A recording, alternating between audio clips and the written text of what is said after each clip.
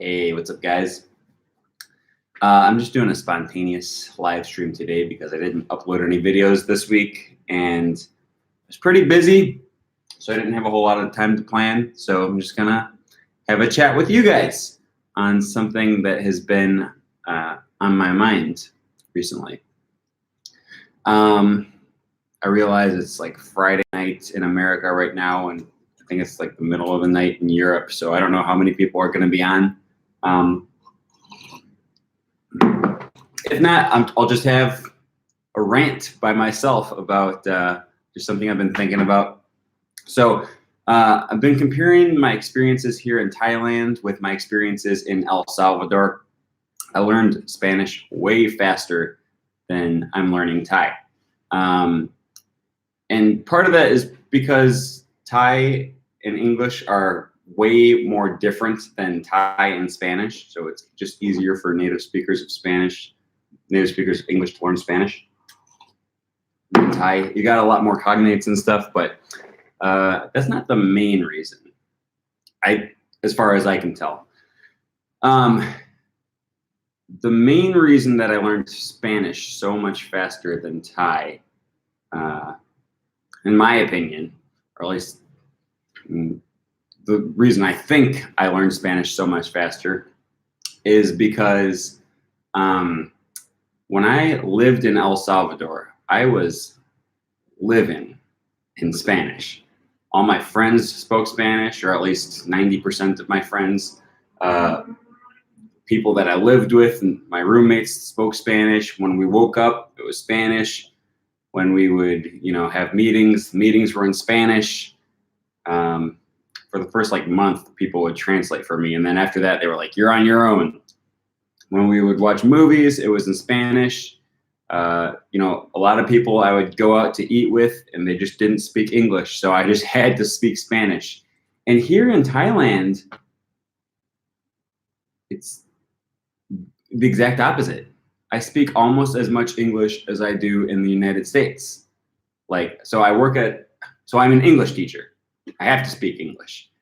And I work at, not only do I teach English, I work at an English immersion school where, so the math teachers speak English, the science teachers speak English, the music teachers, art teachers, gym teachers, everyone speaks English. Almost all of my coworkers speak English, except for the history teachers and the Thai teachers. I mean, they're all Thai, but Thai language teachers. So it's just so easy to have only English-speaking friends. Wake up in the morning, go to work, speak English in class, speak English with my friends that I see, walking around the hallways, speak English in our meetings, we speak English at lunch.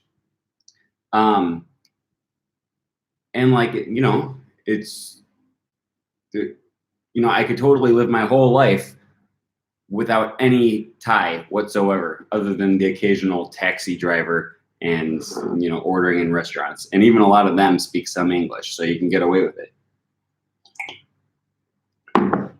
Completely different experience from what I did in El Salvador, where I was just forced by necessity to speak Spanish with people.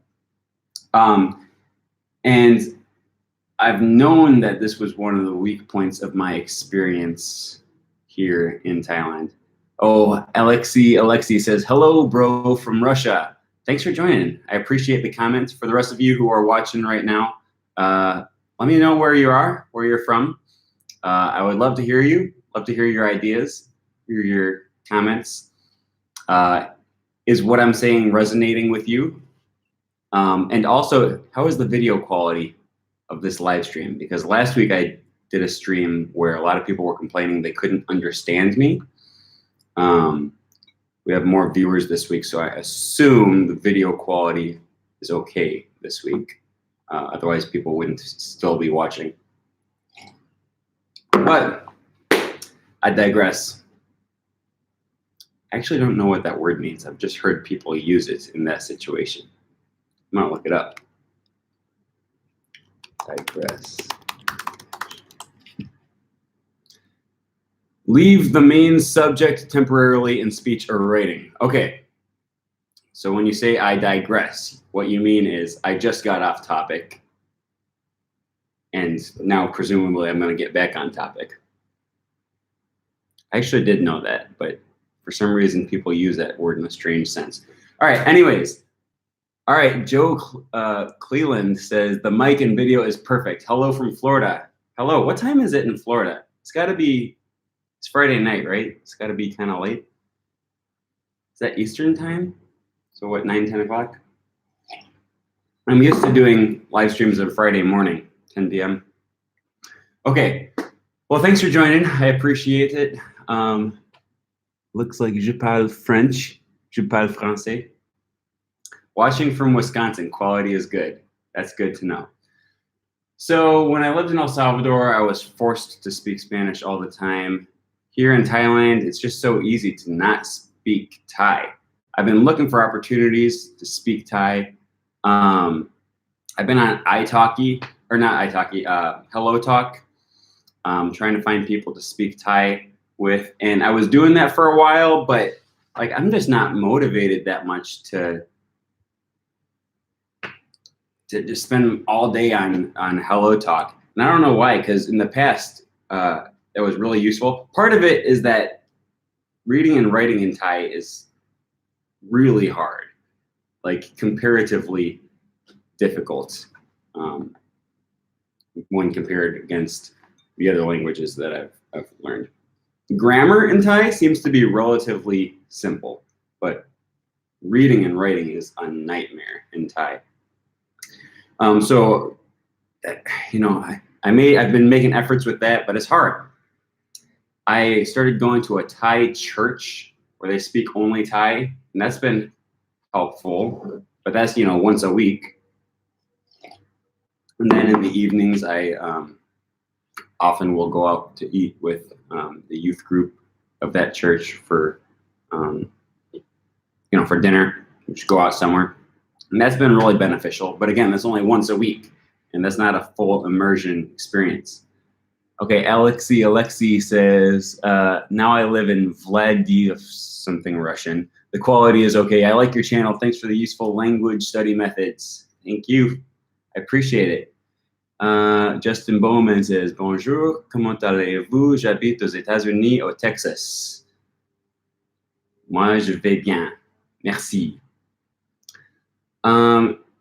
Texas. What part of Texas? Quelle ville? Greetings from Phayao, Thailand. From Texas also. Oh, so originally from Texas and now from Thailand. Thanks for joining. And saludos de Argentina. Saludos. Gracias por ver mi video.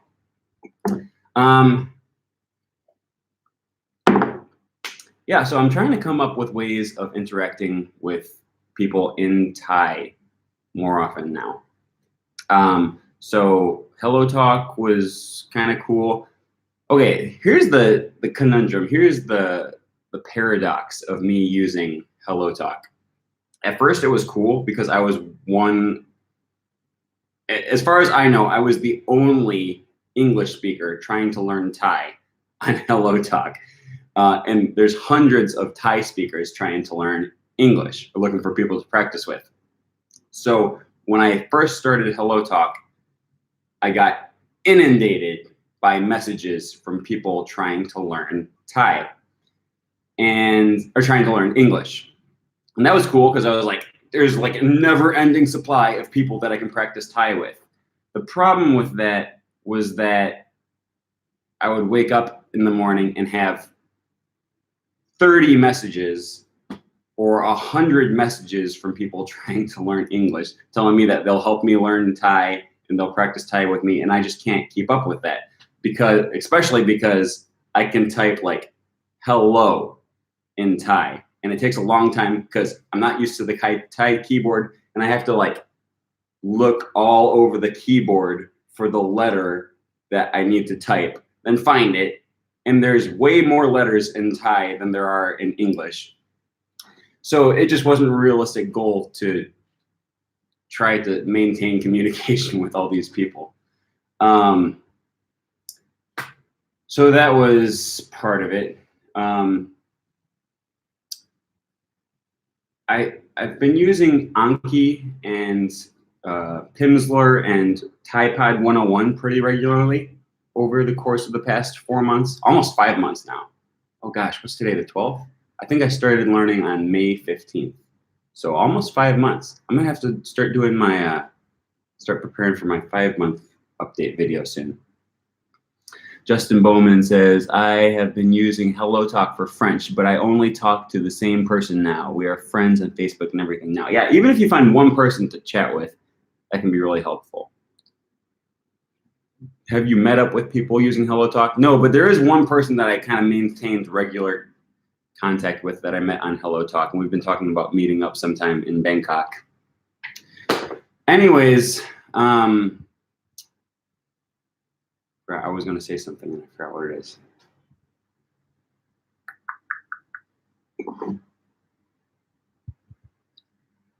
Oh yeah, I've been staying pretty consistent with using Anki, using Tide 101, and using Pimsleur audio methods like apps and stuff for learning on your own at home, which is good. That's all cool. Like you need some kind of structure for learning grammar and helping learn vocabulary and stuff, but it's just not the same as using the language with another human being. So what I have been also consistently pretty consistently taking lessons with italki tutors and with some of the Thai teachers at my school. And those were beneficial. The problem is that they were teaching me Thai, or they are, because I haven't stopped those lessons. They're teaching me Thai, okay? Specifically using English. And they're beneficial lessons. Like I don't want to stop doing them because I'm learning stuff and I'm getting practice, but what I started doing about 2 weeks ago, which I should have been doing from the very beginning, is not searching Thai teachers on italki, just searching for someone to speak Thai with me on italki. Because there's a huge difference between going on italki and looking for someone to teach you a language and going on italki and looking for someone to speak the language with you. And of course, at first, I really wouldn't have been able to say much. It may have been a waste for the first month or so. Color popped. No one even said anything to me. Come on, you guys, what kind of friends are you? Actually, I don't think it was that bad.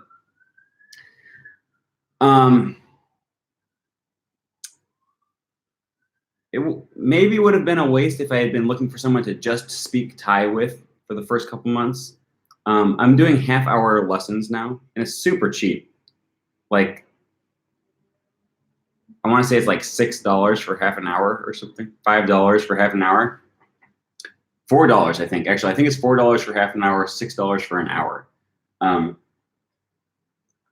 I've been doing just speaking practice. That's it. Not teaching. So I mean, once in a while, I'll stop and say, "Hey, explain this to me." But that's pretty rare. 90% of our italki, our Skype sessions are just speaking Thai, just having conversations. And that does two things. One, well, it helps me learn the language. Like, just gives me practice using the language. Two, it helps me realize how much I actually can speak the language, and I can hold conversations in the language, and they're broken and they're slow, and I have an accent, and it's not pretty, and I forget words all the time, but I can hold conversations in Thai. All right, free ways. Okay, that's a good question, and that's really what I wanted to talk about. Free ways to find native speakers? Question mark.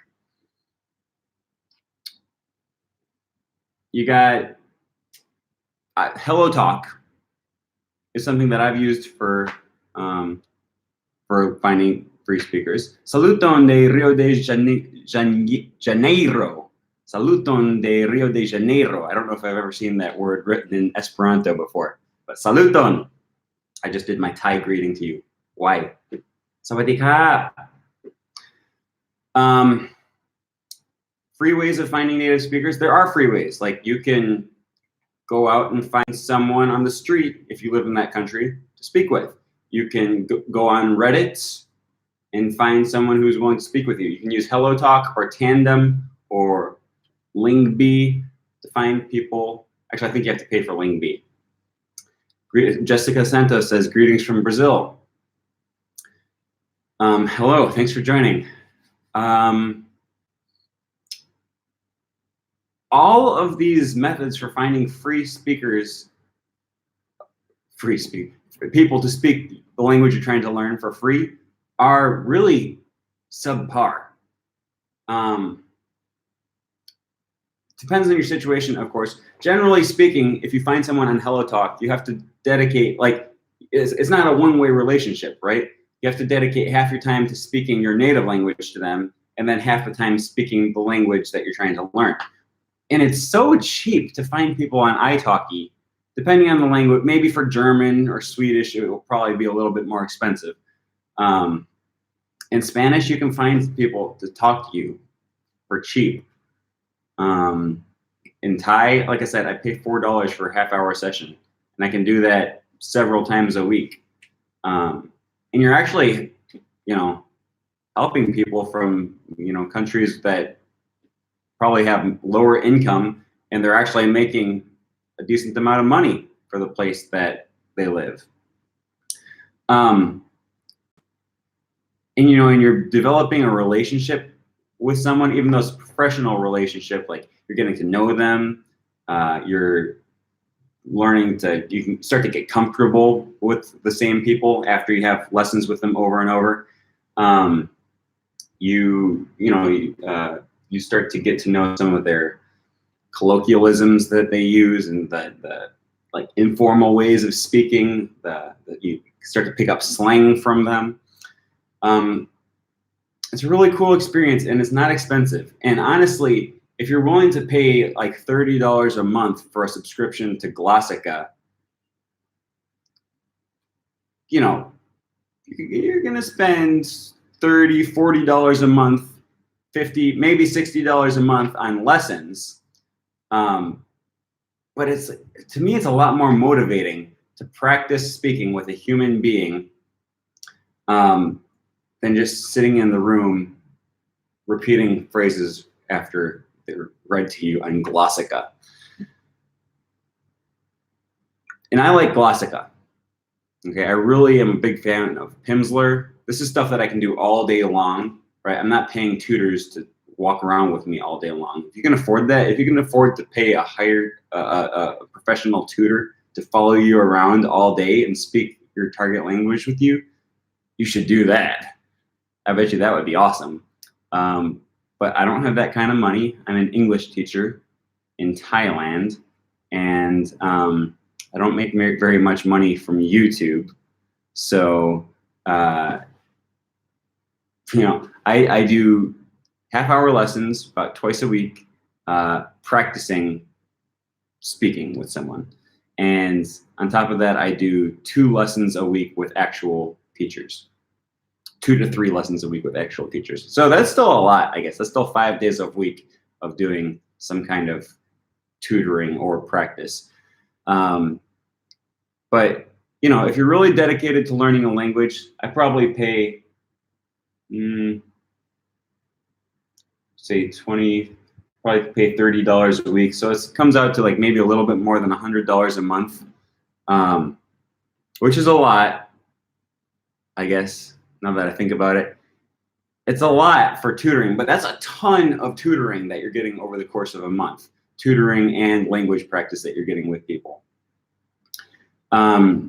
And it works a whole lot better than just trying to find someone to chat with, because then you're at their mercy, right? If you want to learn a language with this other person, you have to find a time that works for them. You have to spend time teaching them your language. And And if it's not a professional relationship, and it's not even really, usually it's not really even a friendship relationship. It's just a relationship with someone that you found online, and then you agree to talk to them. And, you know, if you're feeling tired in the afternoon or something, then you don't really feel like talking to this stranger for an hour just to get half an hour of language practice. And it just doesn't always work out. It's okay. Like, it's good. It's definitely good if you can do that. It's not bad. It won't hurt you. But it's hard to stay consistent. Whereas if I can just pay someone a couple dollars to practice with them several times a week, that's going to be something that's more consistent, and it's going to be purely in that language. And that's something that I have found to be a lot more helpful than many other methods of learning. This weekend, I'm going to have to go soon, actually. What time is it? 8:11 a.m. in Thailand time. I'm about to go on a weekend camp. We have a long weekend this week because it's like King's Memorial Day or something like that. I don't remember what the actual name of the holiday is. But it's a long weekend. We have Monday off. So I am going to a not summer camp, like just a camp. I'm going to an English camp. So I'm going to be teaching English this weekend, just volunteering. And I'm really excited because I hear a lot of the people that are going to English camp don't speak any English. And of course, I'm going to practice English with them, like obviously.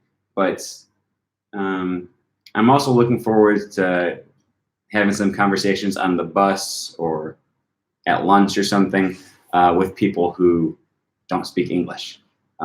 And obviously, I think I'm going to be one of the very few native English speakers there. So obviously, everyone's going to want to come to me and practice English. And that's fine. You know, like, it's English camp. I'll do that. But I know I've heard from people that have gone to this camp before that I'm going to get lots of opportunities to practice Thai with people. So I'm always looking for opportunities to hang out with actual Thai people rather than just my American and Canadian coworkers who I love. But it's just a less authentic experience when I'm hanging out with them all the time. I think I'm going to get going here because I have to, the bus is leaving in about 45 minutes and I still have to pack and drive to school.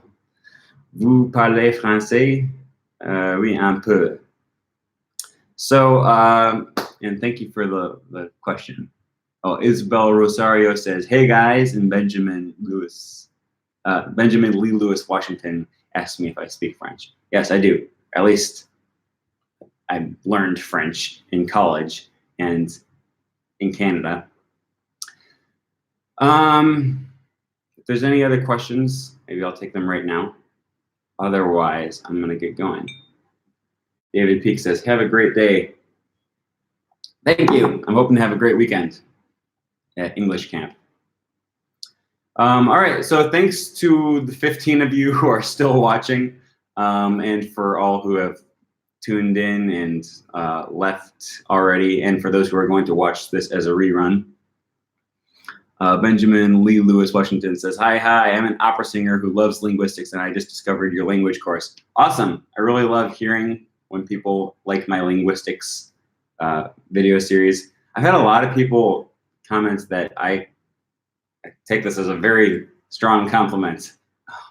My humble YouTube channel, a lot of people have been leaving me comments that I explain the linguistics better than their professors have, which I don't know what school you're going to, but maybe find a different linguistics program.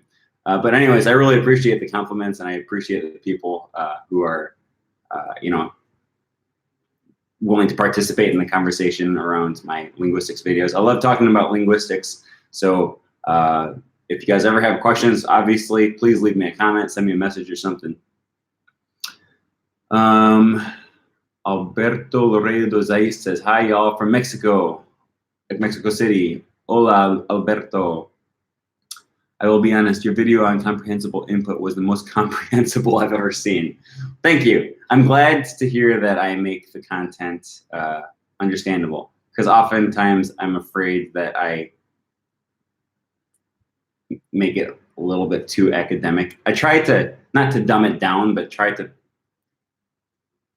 portray the content in a way that people can easily understand, but also not compromise some of the more complex issues.